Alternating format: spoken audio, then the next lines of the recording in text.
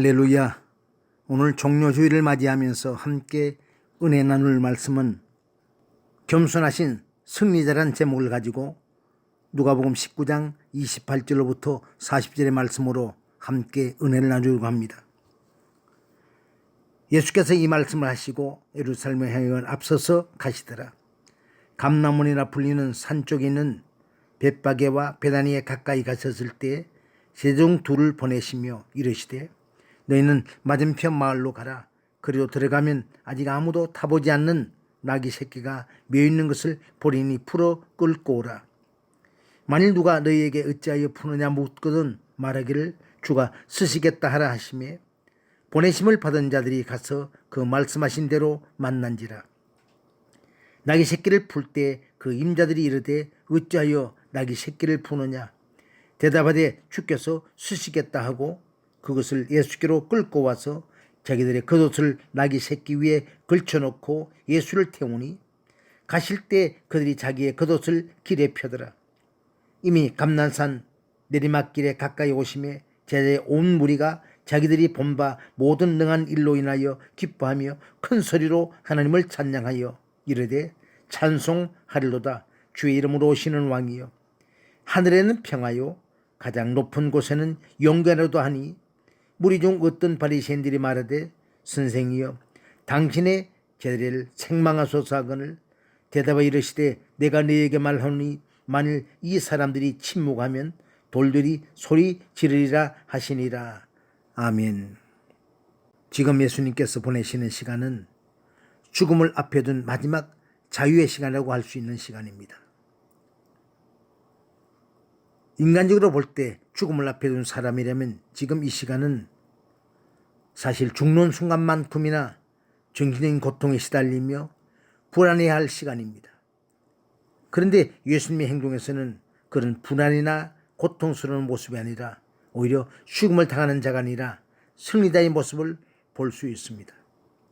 마치 악한 정권을 뒤집어 엎기 직전에 승리자의 모습을 보여주고 있는 것 같습니다. 그래서 본문에서 예수님의 행동은 상당히 의미심장한 상징들이 있습니다. 승리자의 행동, 승리자로서의 여유가 풍겨나는 모습들을 느낄 수 있습니다. 이제 곧 붙잡혀서 모든 고난과 십자가의 죽음을 당하실 분이지만 그것으로 실패의 낙인이 찍혀질 뿐이지만 그것으로 끝이 아니라는 것입니다. 그것은 또 영원한 승리를 쟁취하는 기회가 되기 때문에 그리고 그것은 확실하기 때문에 주님은 지금 실패자도 힘은 패배자가 아니라 승리자로 군중들 앞에서 그리고 하늘 백성 앞에서 나타나서 먼저 승리를 선포하고 계신 것입니다. 이 승리의 완성을 위하여 주님은 클라이막스 부분을 향해서 나가게 됩니다. 예수는 겟세마네 동산과 갈보리 산을 향해서 갈릴리 가버나움 지역에서부터 예루살렘을 향해서 상경하기 시작하셨습니다. 이번 여행은 인간의 몸으로 이 땅에 계셨던 마지막 여행이고 구원의 완성을 위한 마귀 사탄과의 최후의 격전장이었습니다. 이렇게 음산한 분위기 속에서 예수님은 예루살렘을 향하여 길을 떠났습니다. 예수님께서 예루살렘에 입성하신 순간부터 부활하시기까지는 그리 긴 시간이 아니었습니다. 꼭 일주일 동안에 생긴 일이었습니다. 하지만 이 사건이 성경의 핵심이며 이 사건으로 말미암아 인류의 구원이 완성이 되고 일찍이 우리가 잃어버렸던 낙원이 회복된 것입니다. 우리는 이 기간에 일어난 사건으로 말미암아 죄와 사망에서 구원을 받게 되었고 새로운 생명이 시작되게 되었다는 사실을 알아야 합니다. 그런데 이렇게 중요한 한 주간의 일정 중에 오늘은 그 첫째 날의 시작입니다. 그 첫날을 우리가 종료주일이라고 하며 우리가 기념해서 예배를 드립니다. 종료주일은 예수님께서 이 세상에 만왕으로 왕으로 오셨음을 공식적으로 선포하는 아주 중요한 일정이었습니다. 그런데 그 일정에서 아주 중요한 역할을 한 사람들이 있었습니다. 이 사람들 중에 우리는 순종으로 믿음을 보인 사람들과 또 그 순종하는 믿음 속에서도 부족한 면들을 발견하게 됩니다. 우리는 그들을 바라보면서 부족한 부분을 채워서 우리의 신앙이 더욱더 성장하기를 원합니다. 먼저 두 사람의 믿음을 살펴봅니다. 첫째는 제자들의 믿음입니다. 예수님은 누가복음 19장 11절로부터 열무나 비유를 통해서 자신이 이제 곧 먼 나라, 다시 말하면 하나님 나라로 갇힐 것과 곧 왕으로 다시 오실 것을 예로 두셨습니다. 그러니까 종들에게, 10종류들에게 10명에게 각각 한 문화씩을 나누어 주고 나중에 다시 돌아와서 셈을 하는 그 모습을 통해서 주님은 지금 바로 내가 한 나라로 갈 것과 또 왕으로 다시 오실 것을 예로 드신 것입니다. 그리고는 곧 예루살렘을 향해 올라가셨습니다. 그런데 올라가는 중에 감람산 아래 벳박에 이르러서 제자 둘을 보내시면서 이렇게 말씀하셨습니다. 거기 30절 31절에 보니까 제자 두 사람에게 너희는 맞은편 마을로 가라. 그리고 들어가면 아직 아무도 타보지 않은 낙이 새끼가 매어 있는 것을 보리니 풀어서 끌고 오라고 말씀합니다. 그리고는 만일 누가 너에게 어찌하여 푸느냐 묻거든 말하기를 주가 서시겠다 하라고 일러주셨습니다. 자, 여러분은 어떻게 하시겠습니까? 물론 주님은 주인이 왜 나귀를 풀어 가느냐고 할 경우에 주께서 쓰시겠다 하는 말씀까지 해 주셨지만은 이 말씀 역시 믿음 없이는 받아들이기가 참 어려운 말입니다. 적어도 나사로와 마리아처럼 주님께 큰 은혜를 입은 사람이라면 주께서 쓰시겠다는 한마디에 두말하지 않고 내어줄 것이와는 그렇지 않다면 당장 도둑으로 몰려서 봉변을 당할 수도 있는 일이고 어떤 상황이든 제자들은 주님께서 쓰시겠다는 이 말씀 한마디만 듣고 순종해야 하는 그런 상황입니다. 그런데 말씀을 받은 두 제자는 그 말씀대로 순종했습니다. 상황에 따라 이유를 대지 않는 아주 훌륭한 믿음을 가진 제자들입니다. 순종은 상황에 따라 하는 것이 아닙니다. 주님의 뜻이라면, 주님 말씀이라면 어떤 상황이라도 순종하는 것. 여러분의 신앙도 이렇게 되기를 축원합니다. 또 한 사람은 나귀 주인의 믿음입니다. 나귀 주인은 제자들이 주께서 쓰시겠다는 말 한마디에 아무런 요구도 없이 그 나귀를 사용하도록 하였습니다.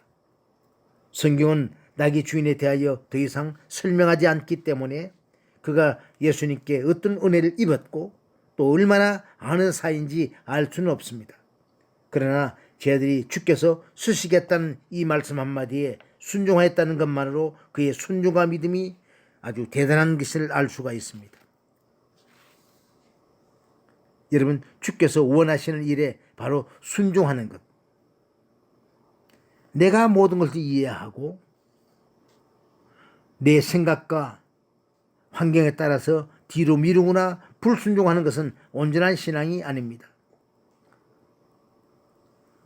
어떤 사람은 자기의 삶에 작은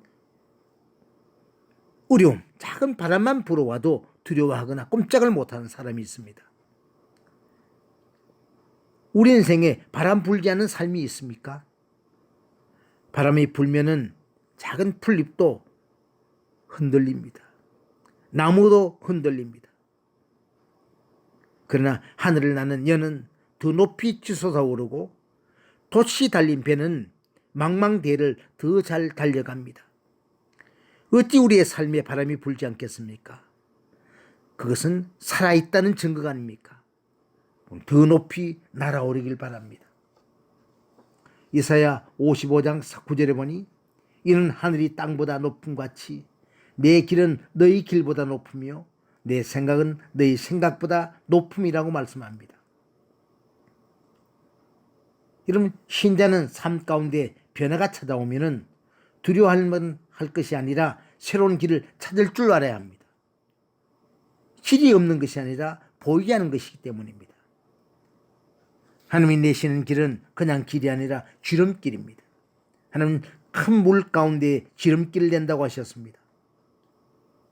이스라엘 민족이 가나안 땅을 향해 가면서 비록 홍해라는 무서운 바다를 거쳐가는 길이긴 하지만 그 길이 우리가 생각할 수 있는 정상적인 경로로 가는 것보다 훨씬 빨랐습니다.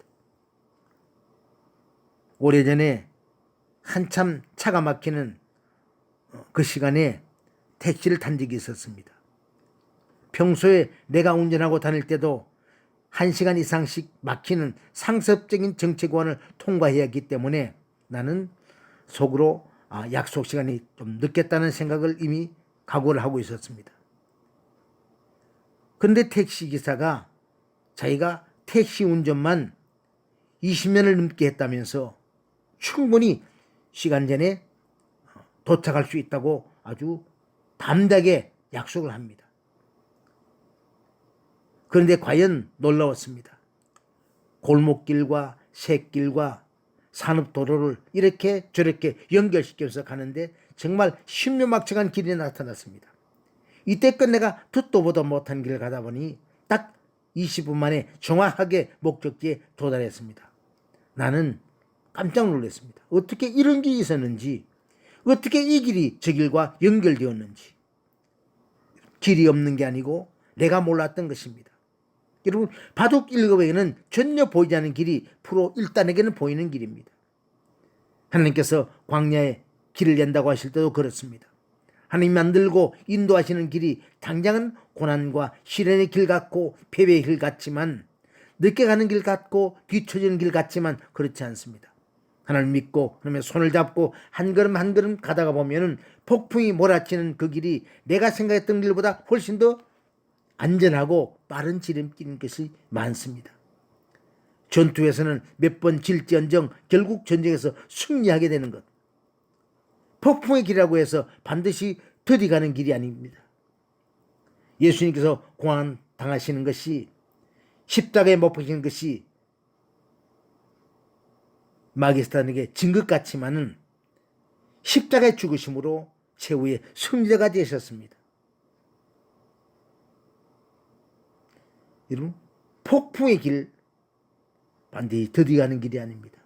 최후의 승리는 반드시 우리의 것입니다. 왜냐하면 하나님의 수가 훨씬 더 높기 때문입니다. 하나님의 일은 여러분의 순종을 통해서 이루어진다는 사실을 잊지 말아야 할 것입니다.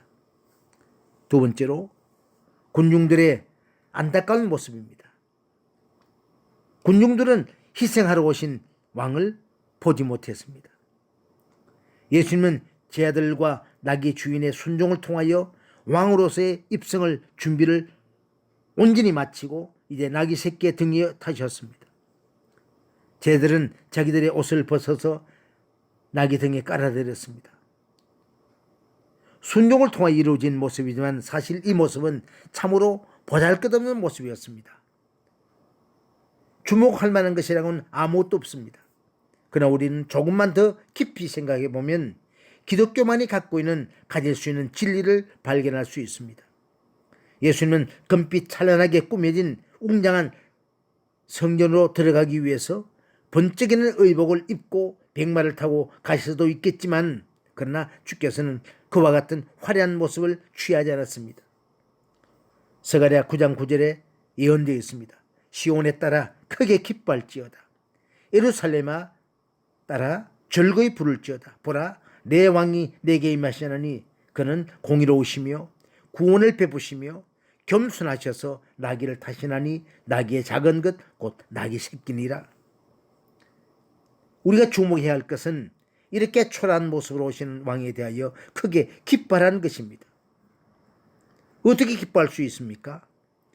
하나님의 비밀을 이해할 수 있는 만큼, 하나님의 나라의 비밀을 이해할 수 있는 믿음의 사람만이 기뻐할 수 있는 것입니다. 예수님을 통하여 한 나라를 볼 수 있는 사람, 예수님께서 말씀하신 대로 밭에 감추인 보화를 이해하고 그 밭에 보화가 바로 예수님의 사실을 발견한 사람만이 기뻐할 수 있습니다. 그런데 이들은 지금 놀라운 정도로 많은 사람들이 대로변에 늘어서서 예수님을 환호하면서 찬송하고 있습니다.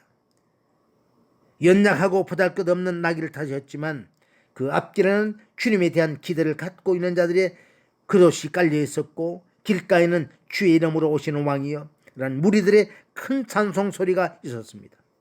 자, 그러면 지금 예수님의 성전 입성을 환영하고 환호한 사람들은 예수님께서 평화의 왕으로 오신 하나님의 아들이심을 이해하고 이렇게 기뻐하고 있는 것입니까? 그렇지 않습니다. 이들은 단지 이제까지 많은 기적과 능력을 베푸신 주님께서 성전을 향해 올라오시니까 그것이 기뻐서 환호하고 있을 뿐입니다. 지금 군중들은 십자가에 못 박히기로 오신 희생자 예수님으로 알지 못하고 있다는 겁니다. 그 환호 속에는 저희들의 욕심만 가득한 함성이었습니다. 이들의 목소리는 크고 웅장했지만 그 소리 속에는 예수님의 죽음과 예수님의 희생을 이해하는 소리는 하나도 없었습니다. 이들은 로마의 통치 아래 고통과 헐벗음을 당하는 자기들의 민족을 독립시켜줄 강한 지도의 출현만을 고대해 왔습니다. 그래서 그들은 그 시대에 뛰어난 인물인 예수님께서 행하시는 모든 일들을 주목하기 시작했습니다. 예수님은 수년 전 갈릴리 가나에서 혼인 잔치집에서 물을 포도주로 만들었습니다. 사람들은 깜짝 놀랐죠. 잔치집에 오던 사람들이 얼마나 소문을 냈겠습니까? 그리고 또 예수님은 38년 동안 병자로 누워있는 사람을 고치셨습니다. 여러분, 38년 동안 병자로 누워있었던 사람은 모든 사람이 다 알고 있는 사람입니다. 38년 동안 물이 동하면 뛰어들려고 준비했던 사람이니까 다 알겠죠. 예수님은 위대한 능력이 있으셔서 심지어는 문둥병자도 고쳐셨고 또 물고기 2마리와 보리떡 5개를 가지고 남자는 5,000명만 먹고도 12광주를 남게 하셨습니다. 얼마나 많은 사람들이 이 사실을 보았고 소문을 냈겠습니까? 그뿐 아니라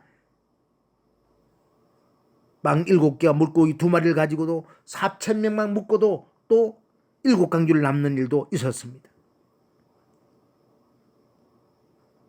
그래서 사람들은 생각했습니다. 자, 우리는 살았다. 이분만 있으면 겉으로 무섭고 강했던 로마의 창건과 병거가 무섭지 않다. 먹는 문제도 이제 걱정 없고 이제 우리는 고생 안 해도 된다라고 생각했습니다. 그들은 이 예수님을 보면서 다윗인 이스라엘 왕을 있었던 그 시기를 연상했을 것입니다. 수많은 주변의 마늘이 다윗 왕 앞에 굴복하여 조공을 가져오고 그래서 나라는 굉장히 부강해졌을 때 더구나 하나님께서 연합되는 온전한 자를 드릴 수 있었던 그런 다윗 시대를 생각하면서 호산나를 외쳤습니다. 호산나가 뭡니까?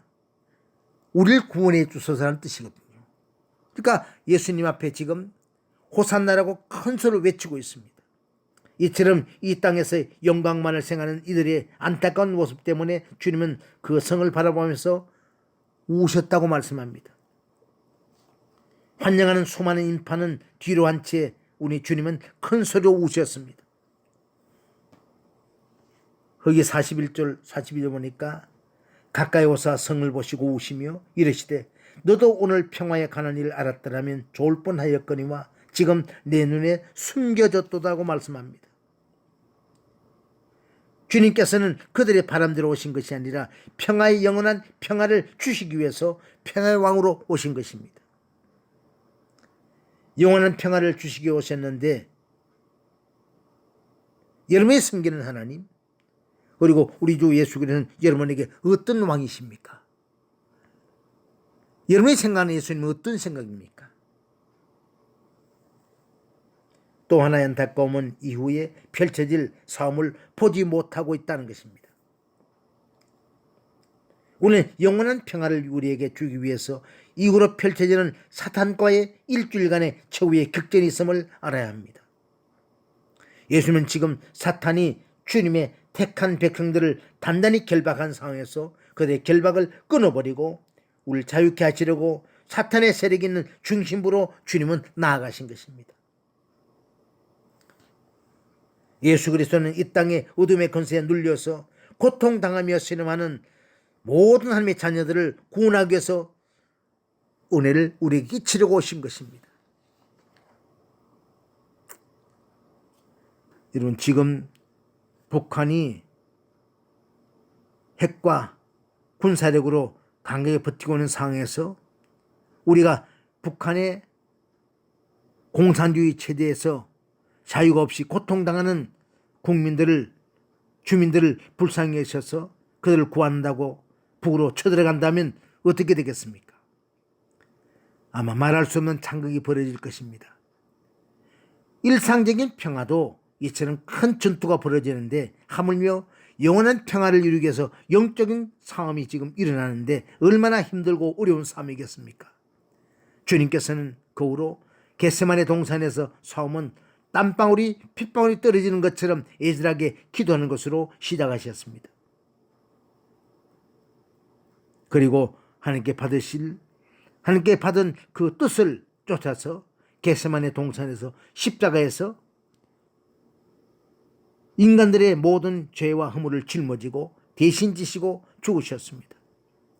우리의 죄값을 온전히 치르기 위해서 죽으셨고 우리를 살리기 위해서 사흘 만에 부활하셨던 것입니다. 여러분, 참 지도자는 자신이 살기 위해서 남을 죽이는 것이 아니라 남을 살리기 위해서 자신을 희생하는 사람입니다. 성도 여러분, 나귀를 타고 오신 분이 무슨 힘이 있어 보입니까? 주님은 세상의 힘으로 싸우신 것이 아닙니다. 우리가 싸워야 하는 하나님의 싸움은 혈과 육에 관한 싸움이 아니고 악한 영들과의 싸움입니다. 주님께서 하신 싸움은 인간 타락으로 빼앗긴 영원한 평화를 찾아주시기 위한 것이었습니다. 그렇다면 우리는 어떻게 살아야 할까요? 유대인처럼 주께서 이 세상의 왕으로 오신 사실 하나만으로 기뻐할 것이 아니라 유대인들은 지금 이 세상의 왕으로 오신 것, 자신들의 먹을 것과 입을 것과 마실 것을 채워주는 왕으로 오신 것을 기뻐하는 사람이 아니라 그리스도와의 영적인 전투에 종참하는 심령으로 주님과 함께 악한 영과 싸우는 심령으로 우리는 모든 일에 기도와 감사로 영육 간의 선한 싸움을 싸워야 할 때입니다. 여러분, 평화는 전쟁의 반대말이 아닙니다. 하나님 나라를 위해서 싸운다면 가장 격심한 전투 중에도 평화로운 마음을 유지할 수 있습니다. 세상 사람들은 모든 희망을 잃어버린다 해도 선한 싸움을 싸우는 사람들은 주님이 주시는 평강의 평화의 주님이 우리와 함께 하시기 때문에 절대로 평안한 마음을 빼앗기지 않습니다.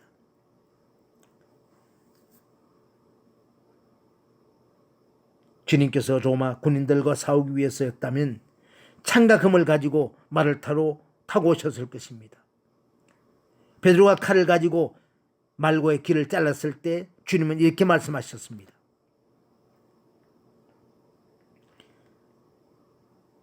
가지를 꽂아라. 칼을 가지고 예수님을 잡으러 왔던 대상의 종들의 귀를 잘랐습니다. 그때 예수님은 말고의 길을 자른 그 길을 오히려 베드로를 책망하면서 칼을 꽂아라. 이 싸움은 칼로 싸우는 싸움이 아니라고 말씀합니다. 주님은 평화의 싸움을 보여주기 위해서 아무런 힘이 없는 나귀를 타고 오셨던 것입니다. 어떤 모습으로 이 영적인 싸움에 동참하시겠습니까?